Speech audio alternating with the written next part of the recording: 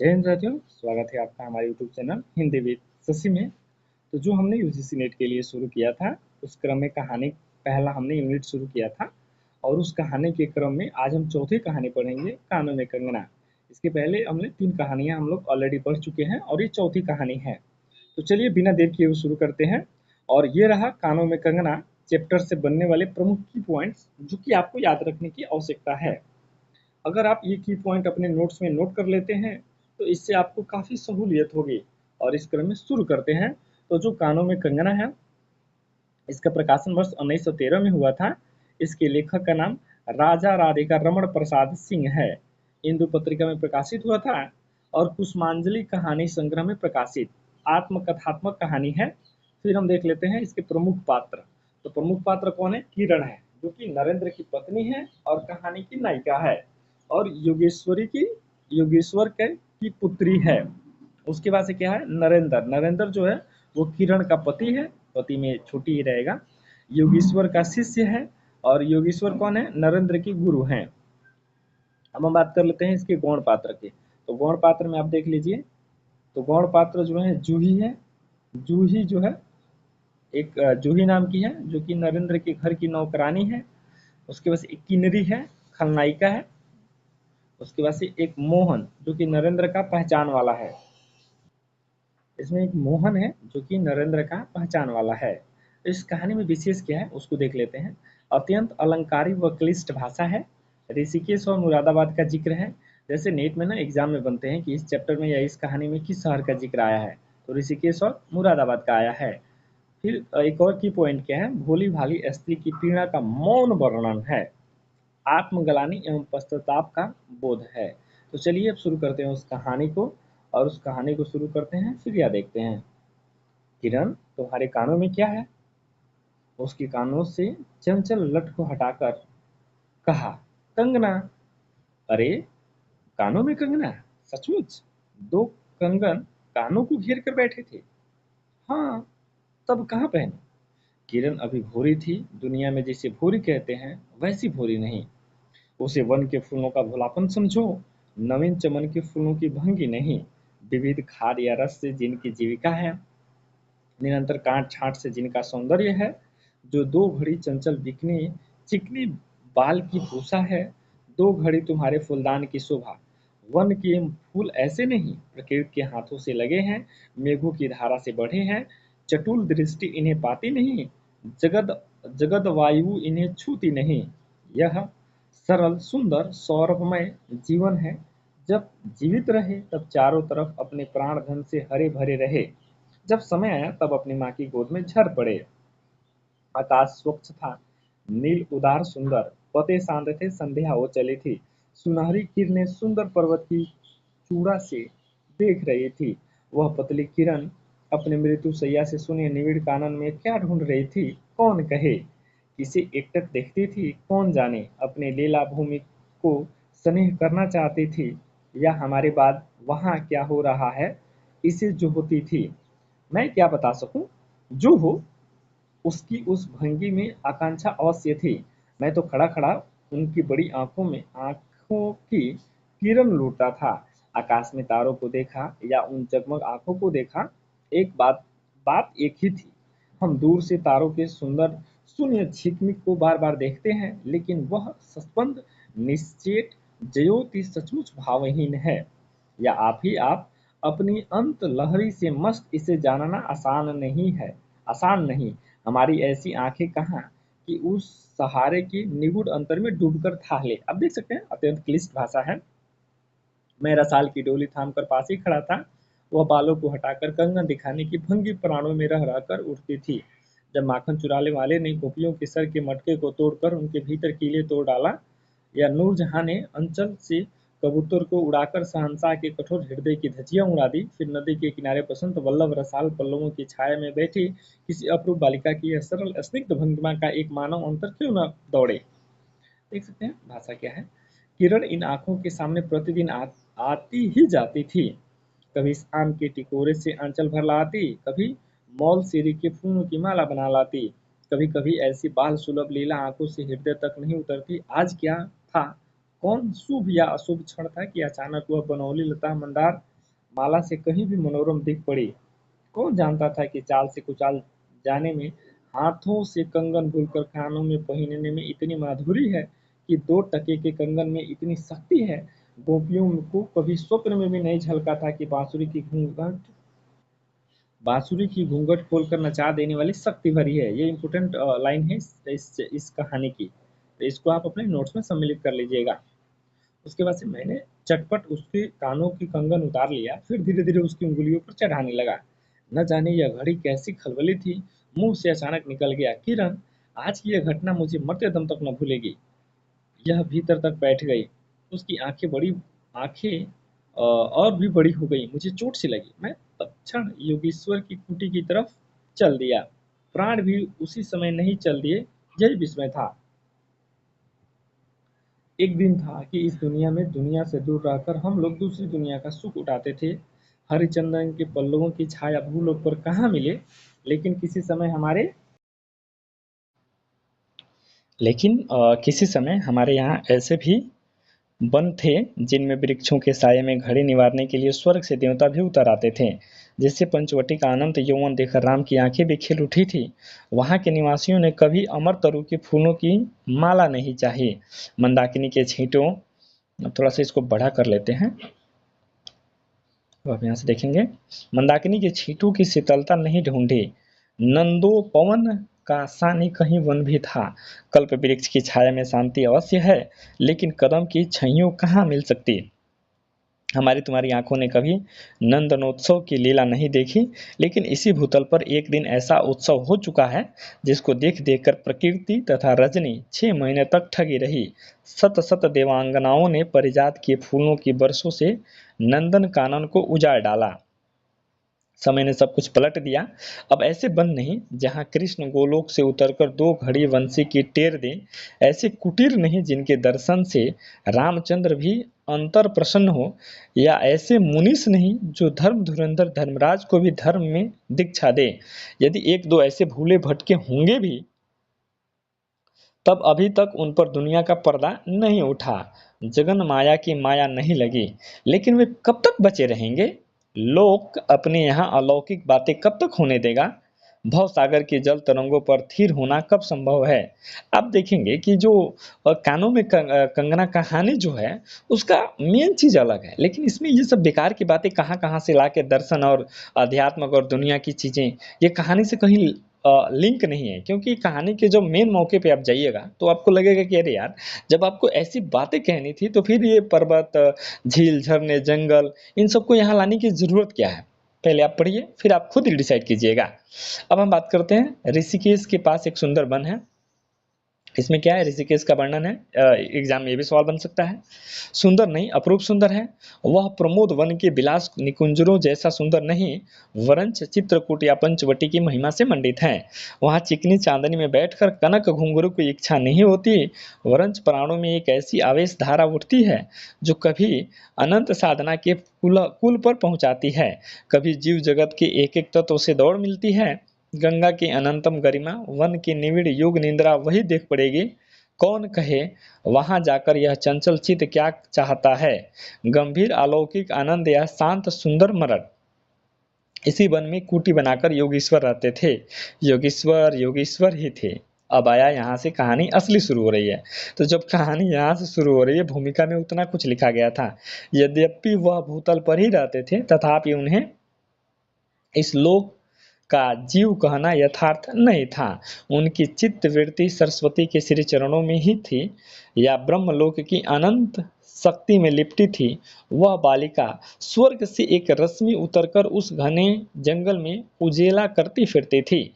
वह लौकिक मायाबद्ध जीवन नहीं था, इसे बंधन रहित, बांधाहीन, नाचती किरणों की लेखा कहिए। थोड़ा सा इसको और बड़ा कर लें। संगीत डोलती फिरती रहती थी, मूर्तिमान अमर संगीत बेरोटक, हवा पर जल की तरंग भंग पर नाच रहा हो,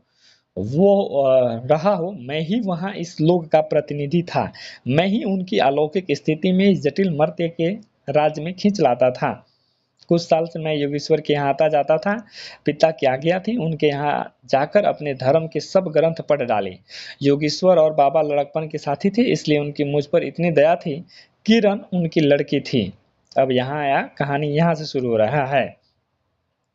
उस कुटीर में वही दीपक थी जिस दिन की घटना में लिख आया हूँ। उस दिन सवेरे मैंने अध्ययन की पूर्णाहुति थी। बाबा के कहने पर एक जोड़ा पीताम्बर, 5 स्वर्ण मुद्राएं तथा किरण के लिए 2 कनक कनक कंगन आचार्य के निकट ले गया था। योगेश्वर ने सब लौटा दिए, केवल कंगन को किरण उठा ले गई। ठीक है, तो यहाँ देखेंगे कंगन को कौन लेके गया? किरण लेके गई। और ये क्या क्या लेके गया था? एक जोड़ा पीताम्बर, 5 स्वर्ण मुद्राएं, ठीक है, और किरण के लिए 2 कनक कंगन। वह क्या समझकर चुप रह गए। समय का अद्भुत चक्र है। जिस दिन मैंने धर्म ग्रंथ से मुंह मोड़ा, उसी दिन कामदेव ने वहां जाकर उनकी किताब का पहला सफा उल्टा। दूसरे दिन मैं योगेश्वर से मिलने आया। वह किरण के पास बिठा कर न जाने क्या पढ़ा रहे थे। उनकी आंखें गंभीर थी। मुझको देखते ही वो उठ पड़े और मेरे कंधों पर हाथ रखकर गदगद स्वर में बोले, नरेंद्र, अब मैं चला, किरण तुम्हारे हवाले है। यह कहकर किसी की सुकोमल उंगलियां मेरे हाथों में रख दी। लोचनों के कोनों पर 2 बूंदे निकालकर झांक पड़ी। मैं सहम उठा। क्या उन सब पर बातें विदित थी? क्या उन पर सब बातें विदित थी? क्या उनकी तीव्र दृष्टि मेरी अंतर्लहरी तक डूब चुकी थी?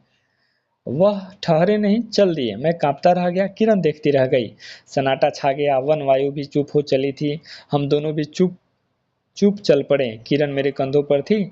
हठात अंतर से कोई अकड़कर कह उठा, हाय नरेंद्र, यह क्या? तुम इस वन फूल को किस चमन में ले चले? इस बंधन विहीन स्वर्गीय जीवन को किस लोकजाल में बांधने चले? फिर अगला है क्या? कंकड़ी जल में जाकर कोई अस्थाई बीवर नहीं फोड़ सकती। छींड़ भर जल समतल भले ही उलट पुलट हो, लेकिन इधर उधर से जल तरंग दौड़कर उस छिद्र का नाम निशान भी नहीं रहने देती।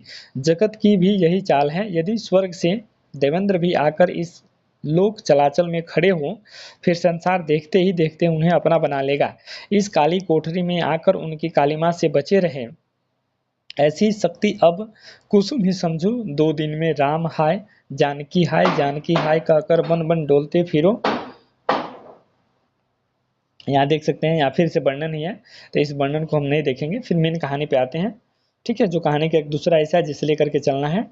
फिर आप यहाँ से देखेंगे, जब किशोरी नए सांचे में ढलकर उतरी, उसे पहचानना भी ठीक नहीं था। अब लाल चोली हरी साड़ी पहनकर, सर पर सिंदूर रेखा सजती और हाथों में कंगन, कानों में बाली, गले की कंठी तथा कमर की करधनी दिन दिन उसके चित्त को नचाए मारती थी।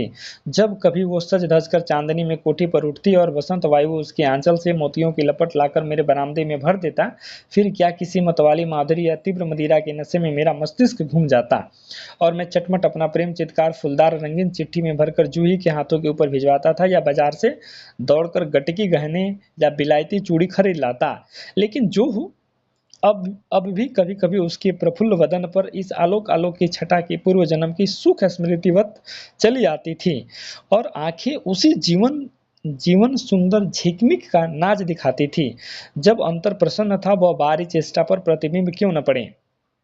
यूं ही 1-2 साल मुरादाबाद में कट गए। एक दिन मोहन के यहाँ नाच देखने गया। वहीं किन्नरी से आंखें मिली। आप यहाँ देखेंगे मुरादाबाद में ये अब इनके बुरे दिन शुरू हो रहे हैं। मोहन के यहाँ नाच देखने गए थे, उसी में वहाँ किन्नरी से आंखें मिली। मिली क्या, लीन हो गई। नवीन यौवन, कोकिल कंठा, चतुर चंचल चेष्टा तथा मायावी चमक। अब चित्त को चलाने के लिए और क्या चाहिए। किन्नरी सचमुच किन्नरी ही थी, नाचने वाली नहीं, नचाने वाली थी। देख सकते हैं क्या पंक्तियां हैं जो कि बहुत प्रभाव डाल रही हैं। पहली बार देखकर उसे इस लोक की सुंदरी समझना दुस्तर था। एक लपट जो लगती थी, किसी नशा से चढ़ जाती थी। यारों ने मुझे और चढ़ा दिया। आंखें मिलती मिलती मिल गई, हृदय को भी साथ साथ घसीट ले गई। फिर क्या था, इतने दिनों की धर्म शिक्षा, सतवत्सर की पूज्य लक्ष्मी, माँ दादों की कुल प्रतिष्ठा, पत्नी से पवित्र प्रेम, एक एक करके उस प्रतीप्त वासना कुंड में भस्म होने लगी। अग्नि और भी बढ़ती गई। किन्नरी की चिकनी दृष्टि, चिकनी बातें घी बरसाती रही। घर बार सब जल उठा। मैं भी निरंतर जलने लगा, लेकिन ज्यों ज्यों जलता गया, जलने की इच्छा जलाती रही। वाह, सच क्या पंक्तियां हैं। फिर आगे देखते हैं। 5 महीने कट गए, नशा उतरा नहीं। बनारसी साड़ी, पारसी जैकेट, मोती का हार, कटकी कर्णफूल सब कुछ लाकर उस मायाकारी के अलक्त रंजित चरणों पर रखें। किरण हेमंत की मालती बनी थी, जिस पर एक फूल नहीं, एक पल्लव नहीं। घर की वधू क्या करती?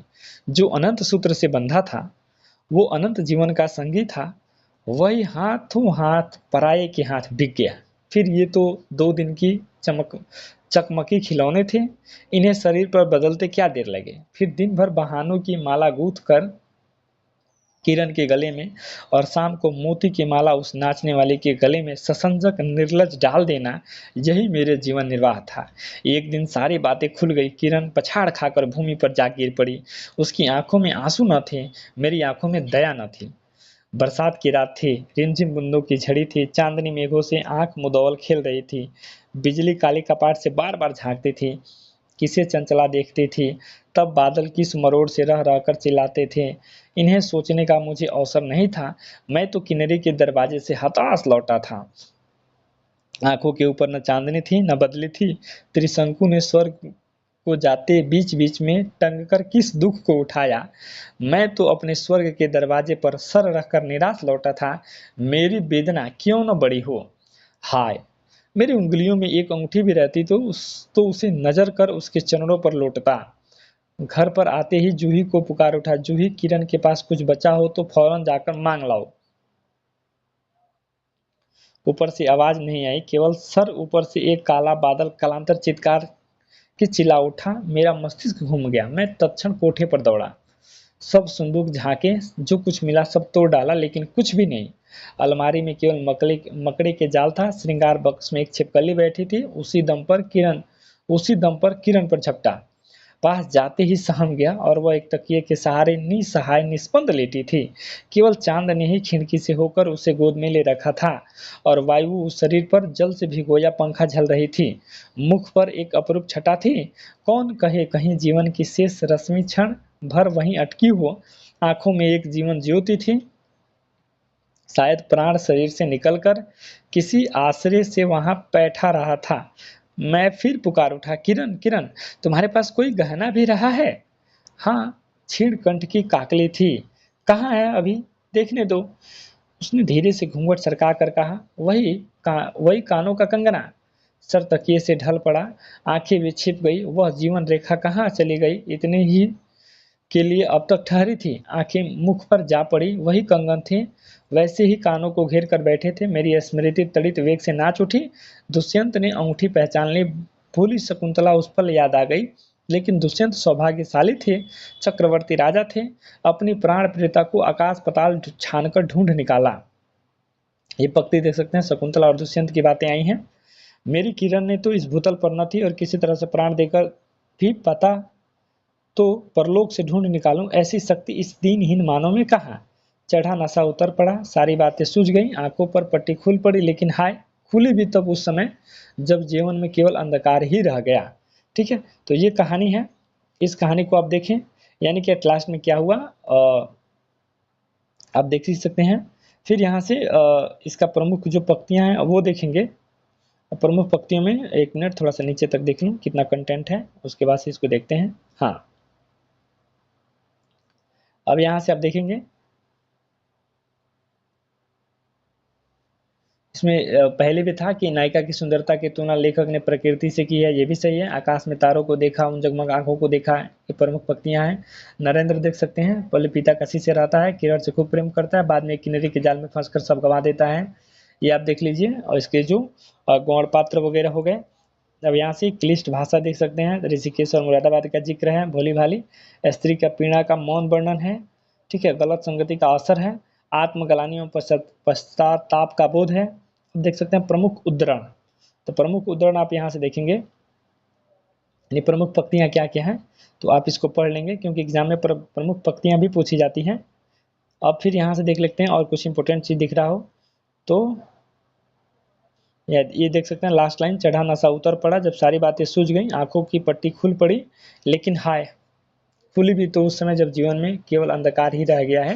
अब मुझे यहाँ लग रहा है कि हो सकता है लास्ट में वो ना रही हो, तो इस बात का इसे अफसोस हुआ होगा, या वो उसका हृदय परिवर्तन हो गया होगा जब अंतिम रूप से वो कानों का कंगन उसको दी होगी ले जा करके देने के लिए, तो शायद चेंजेस हुआ होगा।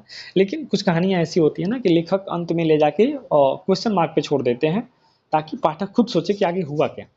और ये अंततः कहानियों का मकसद भी होता है या लेखकों का कि लोगों के हृदय परिवर्तन करें, लोगों को आश्चर्य में डालें। तो इस तरह से ये कहानी है। अब हम फिर बात कर लेते हैं सवाल का जो कि इससे बना है।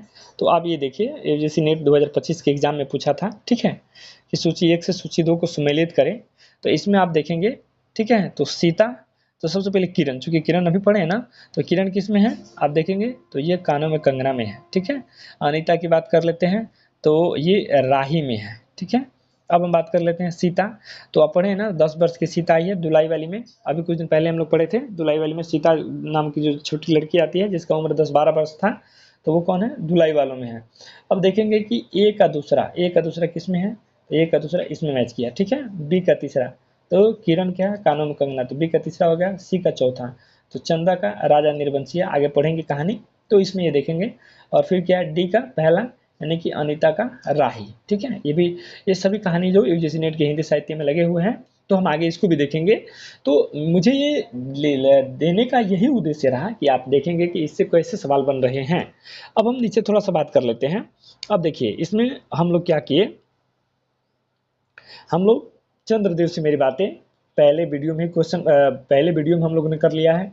दो धुलाई वाली भी हो चुका है, एक टोकरी भर मिट्टी भी हो चुका है, आज कानों में कंगना भी हो गया। अगला जो हमारा वीडियो है वो राजा निर्बंसिया पे आएगा, ठीक है। इसी तरह से एक एक करके हम हिंदी साहित्य के सभी कहानियों को देखेंगे, फिर कविताओं को देखेंगे, फिर अन्य गद्य विधाएं देखेंगे, फिर नाटक देखेंगे। इस तरह से हम एक एक करके सारे सिलेबस को खत्म करेंगे, फिर पेपर 1 पे शुरू करेंगे। मिलेंगे अगले वीडियो के साथ, तब तक के लिए धन्यवाद।